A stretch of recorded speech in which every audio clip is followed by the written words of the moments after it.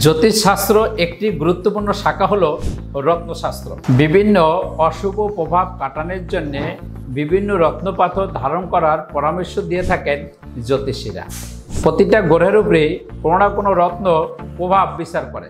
এমন একটি গুরুত্বপূর্ণ রত্ন হলো মুক্ত। সাদা বা ক্রিম রঙের মুক্তা চাঁদের উপরে প্রভাব বিস্তার করে। এর শান্ত স্বচ্ছ আবহাওয়া ঠিক যেন চাঁদের মতোই সুন্দর। কারো জন্মছকে চন্দ্রর অশুভ প্রভাব থাকলে তাদেরকে মুক্তা পাথর ধারণ করার পরামর্শ দিয়ে থাকেন জ্যোতিষীরা।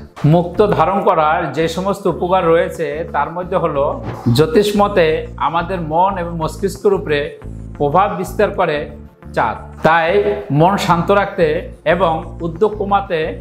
আবার যারা অল্পতেই রেগে যান এবং অবসাদে ভোগেন তাদের জন্য উপকারী রত্ন পাথর হলো মুক্তা পাথর। যারা সিদ্ধান্তহীনতা ভোগেন তাদের মন শান্ত রাখে মুক্তা পাথর।